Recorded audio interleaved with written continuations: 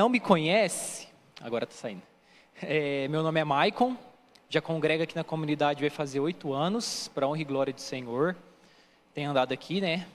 E hoje eu vou falar sobre um tema, se o Pedrão puder colocar aí para mim, não sei se deu certo, mas o título da palavra é Maranata, um anseio pelo céu.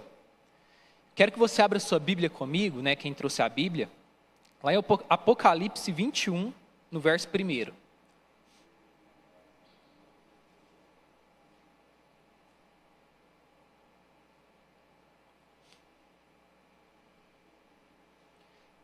Que em Apocalipse 21, no verso 1, diz o seguinte: Então vi um novo céu e uma nova terra, pois o primeiro céu e a primeira terra tinham passado, e o mar já não existia. Vi a cidade santa, a nova Jerusalém, que descia do céu, da parte de Deus, preparada como uma noiva adornada para o seu marido. Lá no verso 4 diz: Ele enxugará dos seus olhos toda lágrima. Não haverá mais morte, nem tristeza, nem choro, nem dor, pois a antiga ordem já passou. No verso 10, Ele me levou no espírito a um grande e alto monte e mostrou-me a cidade santa, Jerusalém, que descia do céu da parte de Deus. Ela resplandecia com a glória de Deus, e o seu brilho era como de uma joia muito preciosa, como jaspe, clara como cristal. Verso 18. A muralha era feita de jaspe e a cidade de ouro puro, semelhante ao vidro puro. Os fundamentos dos muros da cidade eram ornamentados com toda sorte de pedras preciosas. O primeiro fundamento era ornamentado com jaspe, o segundo com safira, o terceiro com calcedônia, o quarto com esmeralda, o quinto com sardônio, o sexto com sárdio, o sétimo com crisólito, o oitavo com berilo, o nono com topázio, o 10º com crisópraso, o 11º com jacinto e o 12º com ametista. Amém? Galera, eu não vou falar especificamente sobre esses versículos agora. Eu quero que vocês guardem esse versículo no coração de vocês. Vai meditando durante a palavra nesses versículos que eu acabei de ler, beleza? Talvez eles não vão fazer muito sentido agora, mas no final da palavra vocês vão entender. O título da minha palavra, como eu falei, é Maranata, um anseio pelo céu. Eu não sei se todos vocês conhecem, né, essa expressão, Maranata, mas ela é uma expressão de origem aramaica e ela se encontra ali em 1 Coríntios 16, no verso 22, e que significa literalmente, vem Senhor, ou nosso Senhor vem. Ela aparece somente nesse versículo, sabe? E apesar de ser uma expressão que aparece uma única vez na Bíblia, é uma expressão que tem um significado, sabe, muito forte. Porque ela simboliza o desejo, o anseio do apóstolo Paulo pelo céu. O anseio do apóstolo Paulo pela volta de Jesus, né? Porque quem escreve 1 Coríntios é o apóstolo Paulo, né? E em 1 Coríntios 11, no verso 1, o apóstolo Paulo diz para nós sermos seus imitadores, como ele é de Cristo. E se existia no coração de Paulo um anseio pelo céu, se nós precisamos ser seus imitadores, precisa existir no nosso coração também um anseio pelo céu. Eu fico pensando o que fez, né, um homem que viveu praticamente na mesma época de Jesus, porque se você for pegar a história, o apóstolo Paulo nasceu no ano 5 depois de Cristo. Então, 5 anos após o nascimento de Jesus, o apóstolo Paulo estava nascendo. Então ele viveu mais ou menos na mesma época de Jesus, iniciou seu ministério após a morte e ressurreição de Cristo, né? Se um homem que viveu quase na mesma época da morte e ressurreição de Cristo já ansiava pelo céu, quanto mais nós devemos ansiar, né? Quanto mais eu e você precisamos ansiar, porque nós vivemos literalmente os últimos dias. Jesus, ele está literalmente às portas, né? Mas nós não podemos somente esperar por Jesus. Projeta para mim, Pedro, em 2 Pedro 3, no verso 11.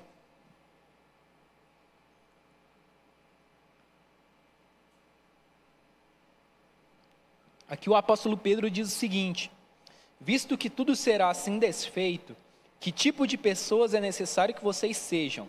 Vivam de maneira santa e piedosa, esperando o dia de Deus e apressando a sua vinda. Naquele dia, os céus serão desfeitos pelo fogo e os elementos se derreterão pelo calor. Diante desse versículo, fica claro que a nossa espera deve ser uma espera ativa. Nós não podemos somente esperar a volta de Jesus, mas nós precisamos apressar a volta dele, né? Maranata não pode ser somente uma palavra nas nossas bocas, mas deve ser o nosso estilo de vida. E eu creio que existe uma forma da gente esperar por Jesus. Como eu falei, nós não podemos somente esperar, nós precisamos apressar a volta dele. E existe uma forma com que a gente precisa esperar por Jesus, né? E eu quero ler com vocês uma parábola que Jesus contou. A gente sabe que Jesus ele falava com as pessoas através de parábolas e ele contava histórias para poder trazer realidades espirituais, né? Então, essa parábola está ali em Mateus 25, no verso 1. E eu quero estudar ela com vocês nessa noite, porque nela contém a forma como eu e você nós devemos esperar pelo nosso noivo. A forma como nós devemos esperar pelo nosso amado. Abra sua Bíblia então lá em Mateus 25, no verso 1.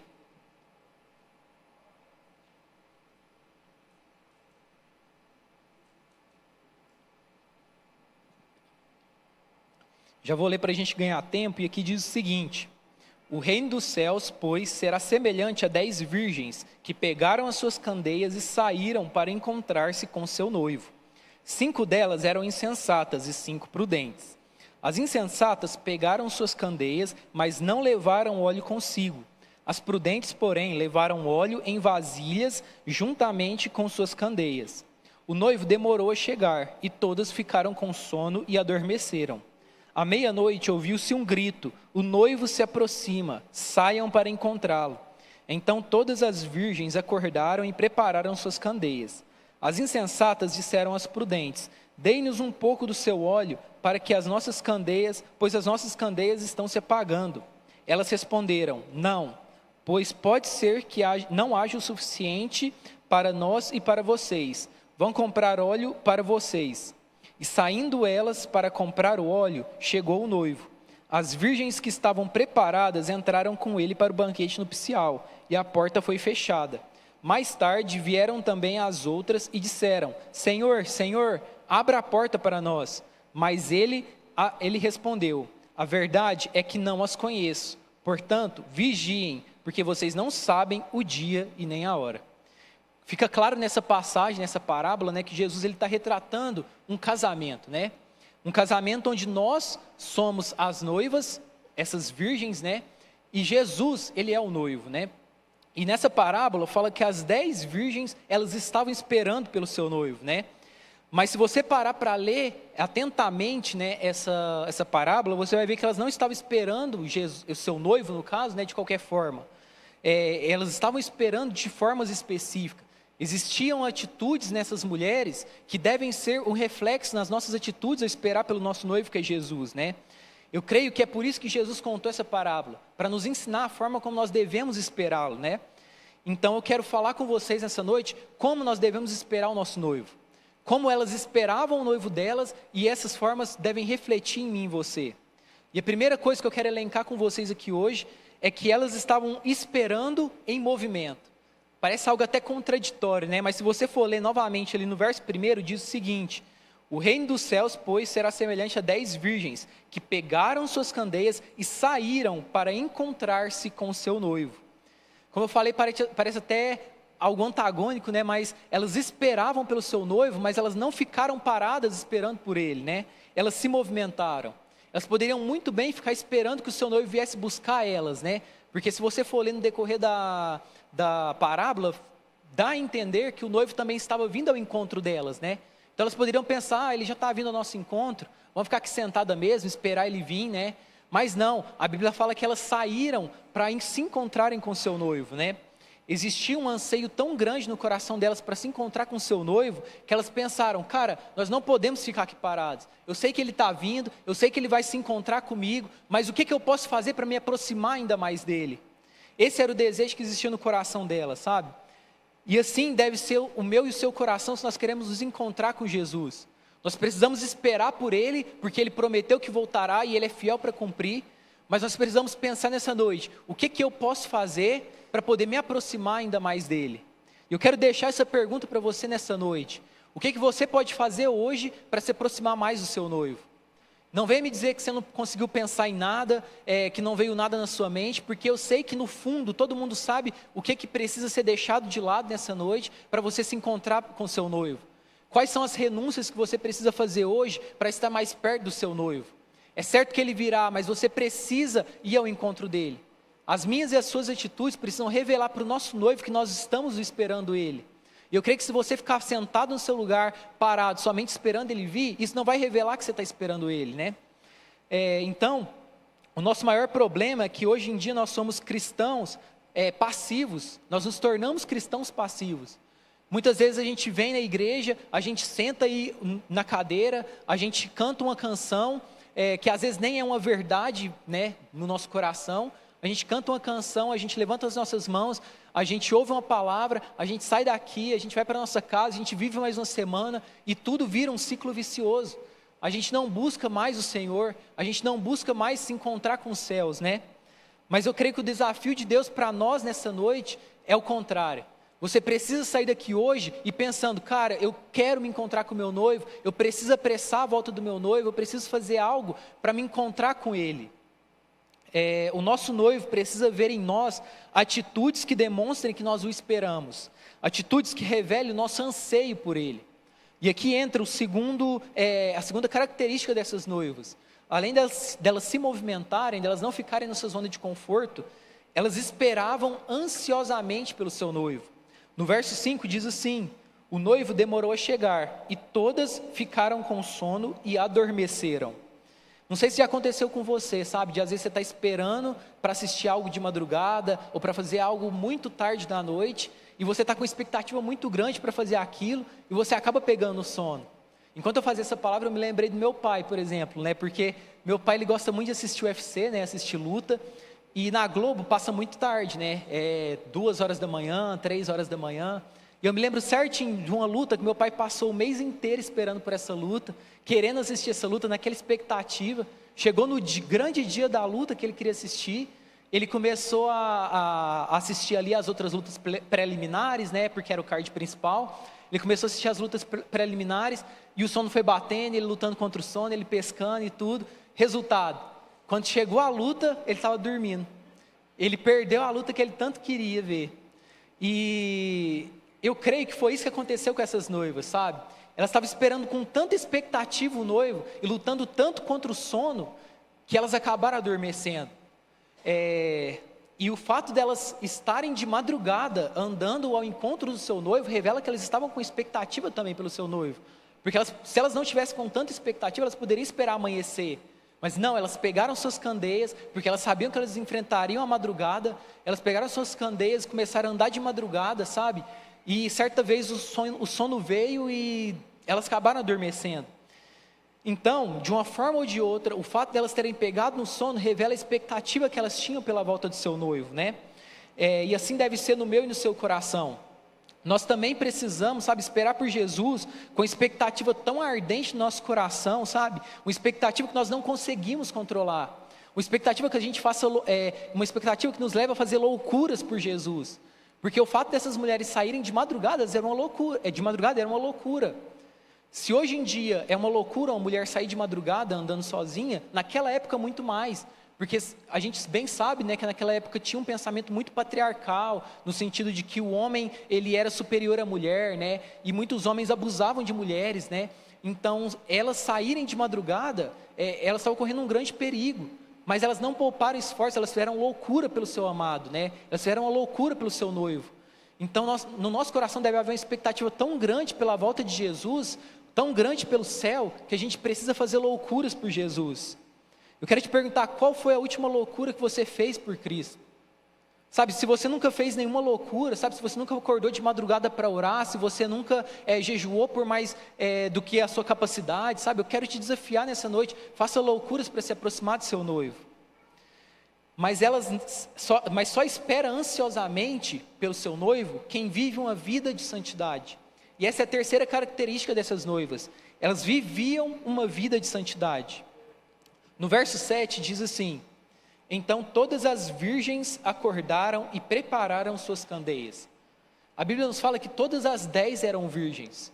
Virgindade nos remete à pureza, nos remete à santidade, né? Então o fato delas serem virgens, o que Jesus quis dizer? Jesus enfatizou o fato delas serem virgens, porque queria dizer que elas viviam em santidade. E assim, nós devemos ser, sabe? Se nós esperamos pelo nosso noivo, nós devemos viver em santidade. Eu quero abrir aqui um parênteses, né, falando sobre essa questão de santidade, que santidade não é somente na área sexual, porque muitas das vezes, principalmente nós que somos jovens, né, quando fala de santidade, a gente já remete à área sexual. É claro que é uma área muito importante, uma área que a gente é muito tentado, uma área que a gente precisa buscar santidade, mas santidade não é somente nessa área. Não adianta você ser totalmente puro na área sexual se o resto da sua vida está descontrolada. Você precisa buscar uma vida de equilíbrio, uma vida de santidade em todas as áreas, né? E outro parênteses também é que santidade é diferente de perfeição. Porque muitas vezes a gente prega sobre santidade, ou a gente pensa sobre santidade, e a gente pensa que santidade é o mesmo que perfeição. Para mim viver em santidade eu não posso, eu não vou errar mais, porque eu sou um cara santo e não sei o quê.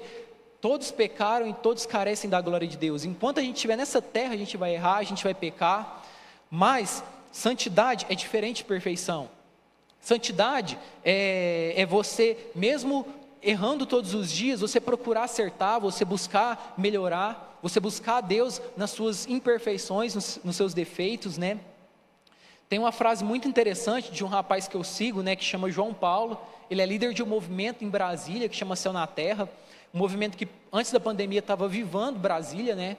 Em uma das suas pregações ele diz o seguinte: santidade não é parar de se sujar, mas é se limpar todos os dias. E eu creio que isso resume bem o que é santidade. Santidade não significa que você nunca vai se sujar, mas significa que todos os dias você vai buscar o seu Senhor para você se limpar. O seu erro de hoje não pode ser o mesmo erro de amanhã, e isso é santidade. Mas como a gente pode obter a santidade, né? Existem algumas formas práticas de a gente obter essa santidade, e a primeira delas é através da oração. A Bíblia nos fala nessa parábola que todas as noivas, né, que entraram para a festa de casamento, elas tinham óleo de sobra. Óleo na Bíblia fala daquilo que a gente só encontra na presença de Deus. Fala da própria presença do Espírito Santo. Óleo fala de unção. Ou seja, o fato de Jesus enfatizar que o óleo daquelas mulheres estava em sobra, significa que eram mulheres que viviam uma vida de oração. E assim nós devemos ser, sabe? Se eu e você nós queremos buscar santidade, porque nós esperamos nosso noivo, nós precisamos viver uma vida de oração. O óleo fala da própria unção do Espírito Santo, né? Portanto, nós só conseguimos óleo através da oração. Oração é intimidade com Deus. Na oração é imprescindível que a gente viva uma vida de oração, porque na oração nós somos transformados à imagem do nosso Criador. Oração fala de intimidade, de relacionamento, né? Se você passa tempo demais com uma pessoa, se relacionando com uma pessoa, você vai se tornar parecido com aquela pessoa. O pastor Elton sempre fala sobre um estudo que é verdadeiro, que você é a média das 5 pessoas que você mais se relaciona. Então, se você quer se tornar parecido com Jesus, você precisa se relacionar com Ele através da oração. A Bíblia fala que Deus é santo, e para que a gente se relacione com Ele, nós precisamos nos tornar santos como Ele é. No natural, o impuro, ele contamina o que é puro, mas com Deus é diferente. Com Deus, nós que somos impuros, ao termos contato com Ele que é puro, Ele nos purifica. Mas não adianta a gente somente ter uma vida de oração, nós precisamos ter uma vida de leitura bíblica, porque a palavra de Deus, ela é a verdade, e nela contém tudo que eu e você nós devemos ou não fazer. Alguns discípulos meus chegam em mim perguntando: Maico, isso aqui é pecado, isso aqui é errado. Cara, se você quer saber o que é errado, o que é certo na sua vida, vai ler a Bíblia. Na Bíblia diz tudo o que você deve ou não fazer, tudo o que você precisa ou não fazer. A Bíblia é o nosso manual de vida, sabe? E nela encontramos tudo o que a gente precisa fazer para alcançar uma vida santa. Ela nos mostra o que é o pecado, ela nos confronta a respeito do pecado, ela nos convence a respeito desse pecado também. A palavra de Deus, ela transforma todas as coisas, né? Se você for ler o livro de Gênesis, no primeiro capítulo, a Bíblia fala que a terra ela era sem forma e vazia, e através da palavra de Deus tudo foi transformado. Em Hebreus também vai falar que Jesus é a palavra de Deus, e através dele tudo foi feito, tudo foi criado. Então, a palavra de Deus ela tem um poder de transformar as nossas vidas. Talvez você olhe para a sua vida hoje e pense: cara, minha vida está um caos, minha vida está de cabeça para baixo, sabe, minha vida, nada está fluindo, nada está acontecendo. Cara, experimenta abrir a Bíblia e ler ela todos os dias, isso vai transformar a sua vida. Eu falo isso por experiência própria, porque quando eu me converti, comecei a ler a Bíblia, o Eltinho precisou chegar em mim e falar: Maicon, isso aqui que você está fazendo é errado. É claro que sim, em muitas ocasiões, muitas pessoas precisam chegar em mim e me confrontar mesmo, né, a respeito de muitas coisas. mas muitas coisas eu deixei de fazer na minha vida porque eu li na palavra de Deus e o Espírito Santo, através da palavra dele, transformou aquilo na minha vida, né? Então nós precisamos ter uma vida de intimidade com a palavra de Deus também. E além disso, nós precisamos ter uma vida de jejum. As três coisas, sabe, precisam andar juntas: oração, leitura bíblica e jejum. Porque a oração, como eu falei, ela nos torna parecido com Jesus. Ela tira o pecado de nós, né? Vai aos poucos tirando os pecados, nos purificando. A palavra de Deus, ela nos mostra o que é pecado. Como que eu vou saber o que é pecado se ninguém me mostrar? A palavra de Deus me mostra o que é pecado, a oração me purifica a respeito desse pecado, mas o jejum, ele me fortalece para que eu não volte atrás, para que eu não volte para essa vida de pecado, né? Então não adianta nada, sabe, a gente deixar o pecado para trás, se a gente não se fortalecer, porque senão a gente vai voltar a pecar novamente, né? E essa é a função do jejum nas nossas vidas. Nós precisamos ter uma vida de jejum contínuo, né? Para que a gente se afaste do pecado. O jejum, ele fortalece o seu espírito e ele mata a sua carne, né? Então, oração, leitura bíblica e jejum nos levam a ter uma vida de santidade. A Bíblia me mostra o que é pecado e me confronta. A oração, Deus trata a respeito desse pecado e me faz parecido com ele. E o jejum me afasta do pecado e me fortalece. Uma vida santa nos leva a estar preparados também. Então, essas mulheres, elas viviam uma vida de santidade. E nós devemos viver uma vida de santidade se nós esperamos pelo nosso noivo. Se um dia você quer encontrar com o seu noivo, é imprescindível que você viva uma vida de santidade. Uma vida de santidade, como eu falei, nos leva a estar preparados para a volta de Jesus, né? E essa é a outra característica dessas mulheres. A quarta característica delas é que elas estavam preparadas. Lá no verso 3 agora, vamos reler ele.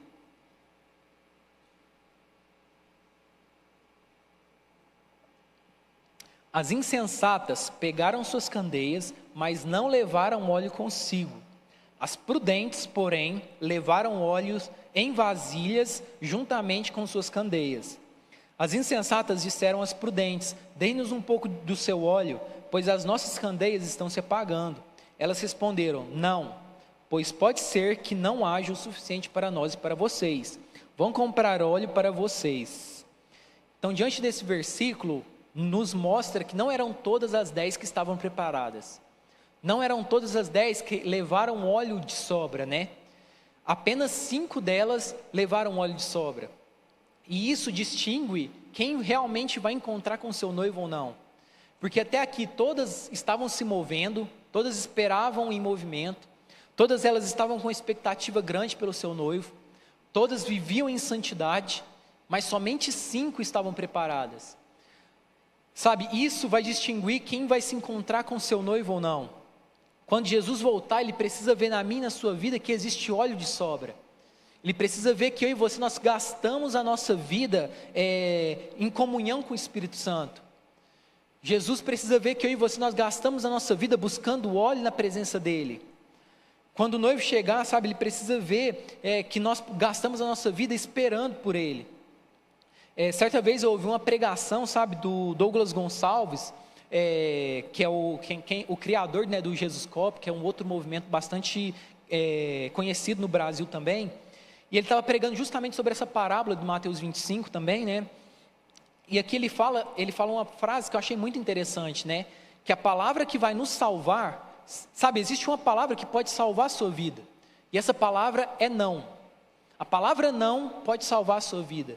Porque aqui fala que as 5 virgens que não estavam preparadas tentaram distrair as outras, né? Tentaram roubar o óleo das outras. E o que elas responderam para elas? Não vou te emprestar meu óleo, não vou te emprestar porque pode ser que isso venha me faltar, né? Pode ser que isso me prive de me encontrar com meu noivo. E onde eu quero chegar com isso tudo? Porque enquanto a gente está aqui nessa terra esperando pelo nosso noivo, vai vir muitas distrações, vai vir muitas tentações, tentando te livrar, te privar desse momento, né, de acumular óleo mesmo, né? Esse momento de oração. E você, nesses momentos de tentação, nesses momentos em que virão as distrações, você precisa ser forte e dizer não. Porque a palavra não vai te salvar. A palavra não pode te fazer se encontrar com o seu noivo. Então, elas estavam preparadas. As que entraram na presença do seu noivo, elas estavam preparadas. E o quinto e último característica dessas noivas é que as que entraram para o banquete com o seu noivo, todas as 5 que entraram, elas perseveraram. Lá no verso 10, e saindo elas para comprar óleo, chegou o noivo. As virgens que estavam preparadas entraram com ele para o banquete nupcial, e a porta foi fechada. Aqui fala que as outras 5 noivas que não estavam com óleo de sobra, elas desistiram, elas saíram dali, elas largaram a espera pelo seu noivo. Elas foram tentar desesperadamente de última hora buscar óleo, né? E elas desistiram, elas saíram daquele lugar.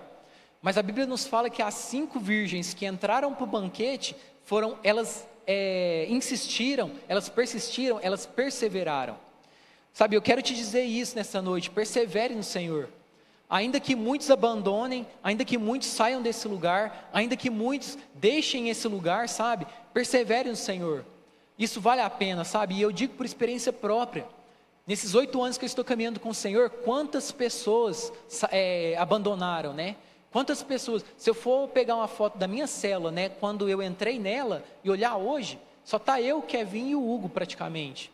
De quantas pessoas que abandonaram o barco, quantas pessoas que saíram desse lugar. O Eltim, então, que já tem quantos anos convertido, Eltim? 28 anos, quase 30 anos de convertido, né? Quantas pessoas, né, nessa caminhada com Cristo não abandonaram a fé? Mas ele está aqui ainda, e valeu a pena, Eltim? Tem valido a pena? Tem valido a pena. E eu também digo isso, nesses 8 anos, sabe? Quantas coisas eu experimentei em Deus. Foi difícil, com certeza. Está sendo difícil? Muitos dias sim. Mas vale a pena, sabe? Vale a pena perseverar. Eu digo isso principalmente para os mais novos aí, né? Eu vejo vocês aqui na frente dançando, vocês aqui na frente pulando, tudo entusiasmados, né? Isso é muito bom. Mas quando esse entusiasmo passar, não desista. Porque muitos da minha época desistiram justamente nessa época, quando o entusiasmo passou. Quando a onda passa, quando você deixa de sentir aquela presença que você sentia no início, sabe? É nessa hora que você precisa mostrar sua fidelidade a Deus. E a Bíblia nos fala que essas 5 que entraram para a sua noite de núpcias, né? São 5 que perseveraram em Deus. Então, Jesus está próximo, não desista, não desista. Só se encontrará com o seu noivo aqueles que permanecerem. Projeta para mim, Pedro, por favor, Mateus 24, no verso 13.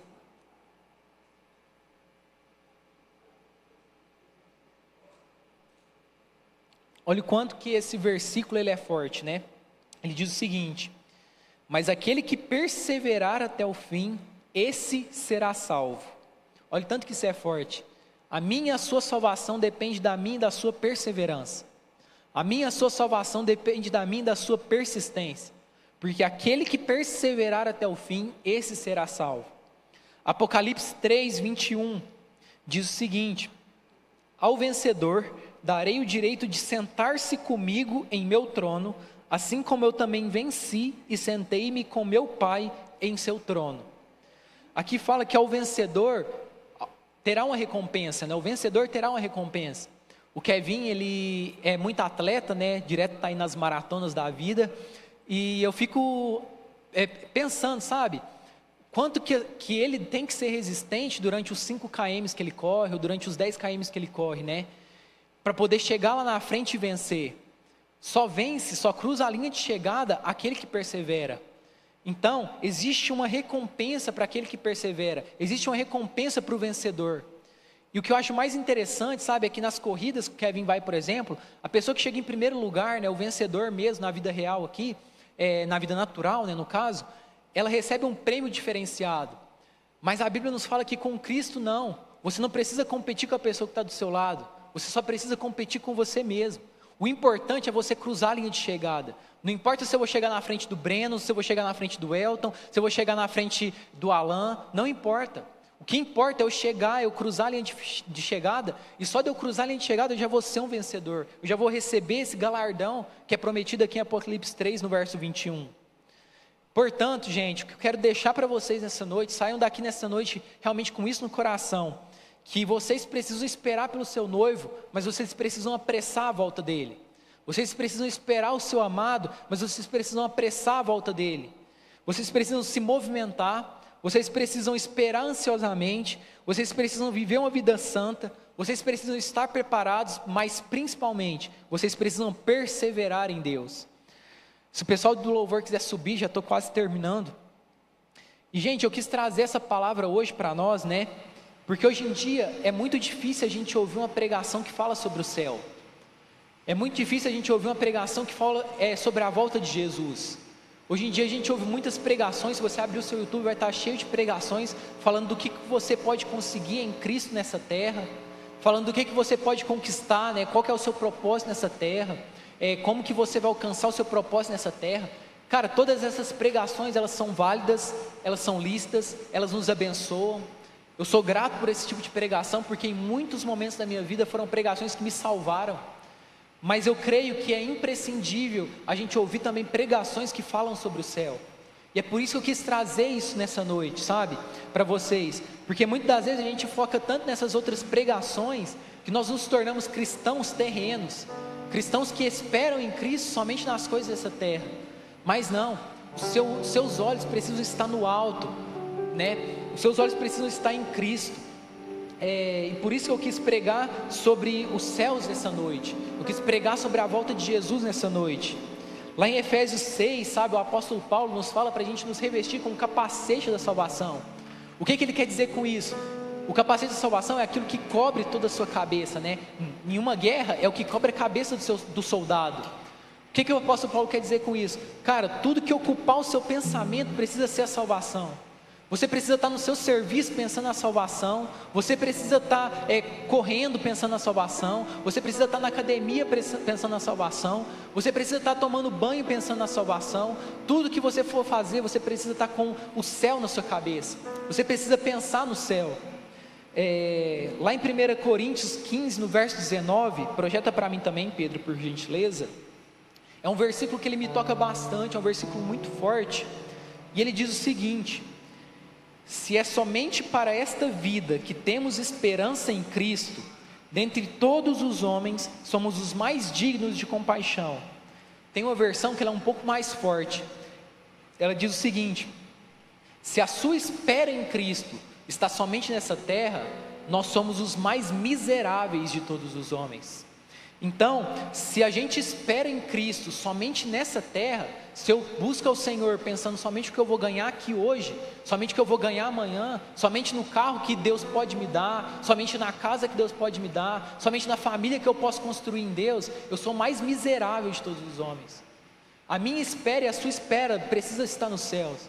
Você precisa buscar o seu amado, você precisa buscar o seu noivo hoje, esperando o que Ele pode te proporcionar, não nessa terra, mas no céu. Porque se eu buscar o Senhor pensando no carro que Ele pode me dar, na casa que Ele pode me dar, na família que Ele pode me dar, e se nada disso vier?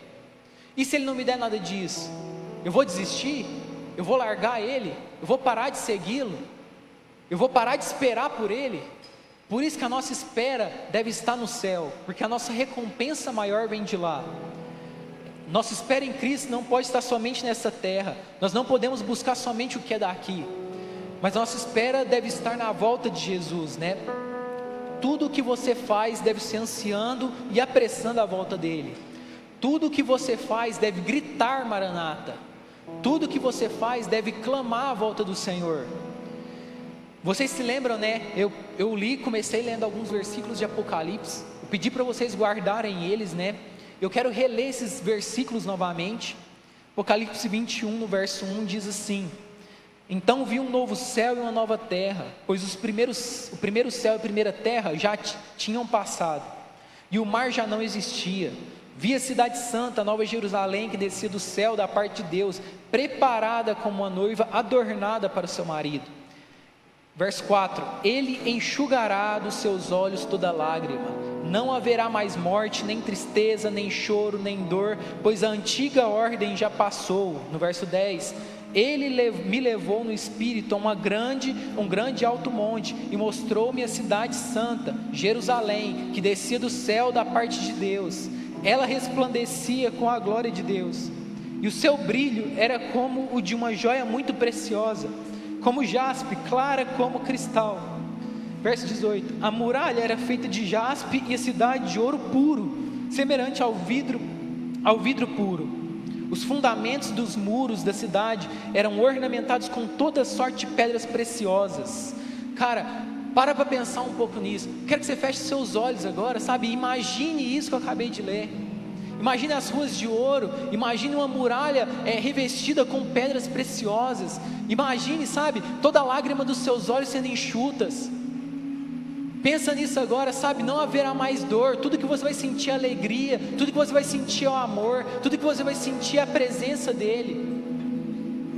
Olha o tanto que isso é magnífico. Olha o tanto que isso é poderoso. Olha o tanto que isso é muito maior do que nós podemos imaginar. É tão supremo que o apóstolo João aqui em Apocalipse, ele compara com coisas que ele poderia, que ele conhecia, porque ele não tinha palavras para descrever. Mas ei, olha aqui para mim agora, porque no verso 22 de Apocalipse 21 está o maior motivo pelo qual nós precisamos esperar o céu. No versículo 22 diz o seguinte: não vi templo algum na cidade, pois o Senhor Deus Todo-Poderoso e o Cordeiro são o seu templo. Esse deve ser o maior motivo da gente buscar os céus. Você precisa estar aqui hoje não pelas ruas de ouro que Ele vai te proporcionar, não pela muralha de joias que Ele vai te proporcionar, não porque Ele vai enxugar as suas lágrimas e Ele vai tirar a sua tristeza, mas você deve estar aqui hoje porque Ele vai ser o nosso templo, porque Ele vai brilhar.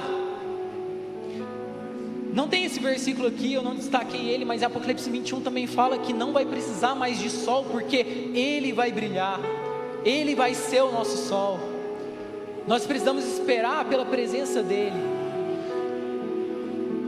Ele é o nosso céu, Ele é a nossa terra prometida, Ele é o nosso paraíso, Ele é o nosso jardim do Éden, Ele é tudo que nós precisamos. Nós clamamos Maranata porque nós queremos Ele. Saia dessa noite aqui clamando Maranata porque você precisa dEle. Em Hebreus 11, no verso 9, fala que Abraão, ele peregrinou em terra prometida, como se estivesse em terra estranha. Viveu em tendas, bem como Isaac e Jacó, cordeiros da mesma promessa. Pois ele esperava a cidade que tem alicerces, cujo arquiteto e edificador é Deus. Um homem que viveu há mais de 2000 anos antes de Cristo já esperava por essa cidade. Ele já esperava pela presença de Deus sendo o templo dele. Quanto mais nós precisamos esperar nessa noite. Amém? Se coloque sobre os seus pés agora, sabe? Não espere uma canção, não espere que a Cíntia, que a Lu nos conduzam em algo nessa noite. Comece você mesmo a buscar. Qual é o anseio do seu coração? O quanto você anseia pela presença do seu amado. O melhor do Evangelho, sabe, é que nós esperamos sim pelo nosso amado, mas você não precisa esperar aquele dia para experimentar os céus. Você pode experimentar o céu nessa noite, você pode experimentar o céu aqui agora. Comece a buscar a presença dEle, comece a clamar pela presença dEle, comece a pedir pela presença dEle, e certamente Ele virá. Ou melhor, certamente Ele já está aqui. A presença dEle é disponível para nós. Ô Espírito Santo, nós te buscamos essa noite, Pai. Nós clamamos Maranata aqui, Deus.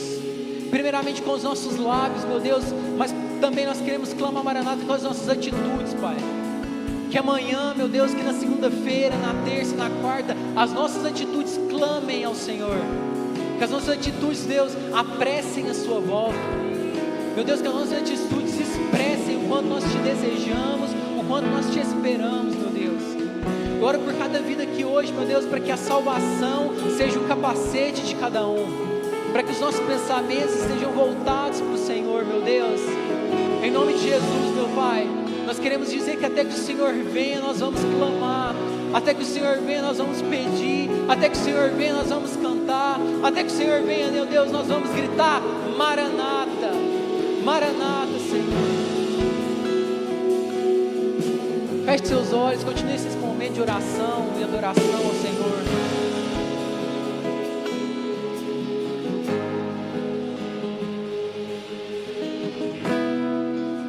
Você rasgar o céu apenas mais uma vez.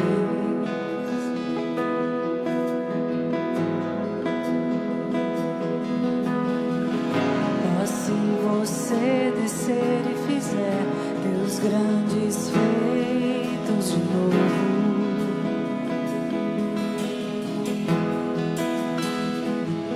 Como nos tempos passados, mostra teu braço forte, ó grande rei.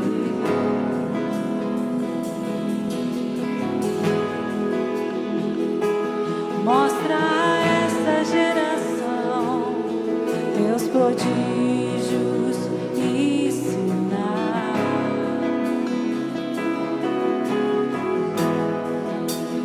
Vem mais uma vez e faz tudo novo.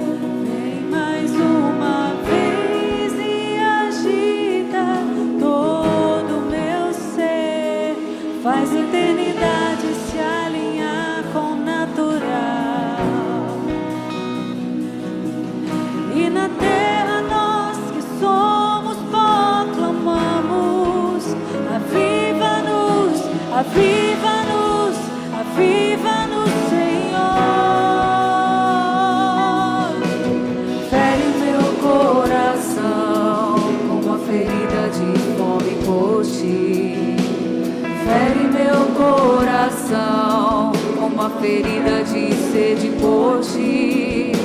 Ensina-me a clamar e a suplicar até que o Senhor venha. Até que o Senhor venha, eu vou clamar. Até que o Senhor venha, eu não vou descansar.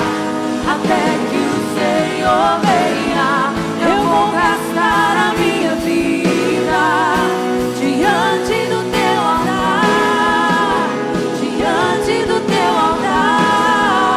Até que o Senhor venha, eu vou clamar. Até que o Senhor venha, eu não vou descansar. Até que o Senhor venha, eu vou gastar a minha vida diante do teu altar, diante do teu altar.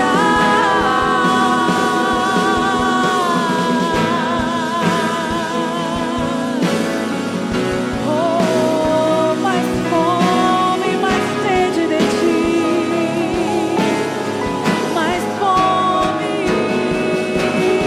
queremos. Amém, Senhor. Nós clamamos a Ti, ó Deus. Nós clamamos ao Senhor, Deus, não pelos benefícios que o Senhor pode nos dar. É certo que o Senhor nos traz benefícios, Deus, mas nós não Te buscamos por isso, Pai. Nós não Te buscamos porque nós temos uma roupa para vestir ou porque nós temos o que comer, meu Deus. Nós Te buscamos, meu Deus, porque nós Te queremos, Pai. Porque o Senhor é o amado da nossa alma, meu Deus. Nós clamamos: vem, vem, Senhor, vem, Senhor. Nós clamamos Maranata nessa noite. Em nome de Jesus, continue clamando a presença de Deus. Nós Te queremos aqui hoje, meu Pai, não pelas ruas de ouro, meu Deus. Nós Te queremos aqui hoje, meu Deus, não pelas joias preciosas, não pelos galardões, meu Pai, mas porque a Sua presença é tudo que nós precisamos. Diga isso a Ele, que a presença dEle é tudo que você precisa. Em nome de Jesus, Espírito Santo, conserve essa palavra nos nossos corações. Meu Pai, não nos permita nos tornarmos cristãos terrenos, cristãos que esperam pelo Senhor somente nessa terra, meu Deus, mas impregna no nosso coração um anseio e um desejo pelo céu. Papai, que em tudo que nós fizermos, nós pensemos no céu. Meu Deus, que assim como o apóstolo Paulo, meu Deus, que clamava ao Senhor, meu Deus, mesmo sabendo que o Senhor tinha acabado de ressuscitar, ele já clamava a sua volta, meu Deus, que nós sejamos assim, que nós venhamos a clamar ao Senhor, meu Deus, assim como Abraão, que mesmo em terra prometida, ele escolheu peregrinar, porque a cidade dele não era dessa terra, a cidade dele era uma cidade espiritual, muito maior. É isso que nós queremos nessa noite, meu Pai, em nome de Jesus, em nome de Jesus. Amém, meu irmão? Que o Senhor te abençoe, que o Senhor te guarde, que Ele resplandeça o rosto dele sobre você e te dê a paz. Sabe, vá em paz essa noite e nunca se esqueça disso. Ele é o que você precisa, Ele é a sua recompensa, Ele é a sua promessa, Ele é o seu galardão, Ele é tudo que você precisa, amém? O Senhor te abençoe.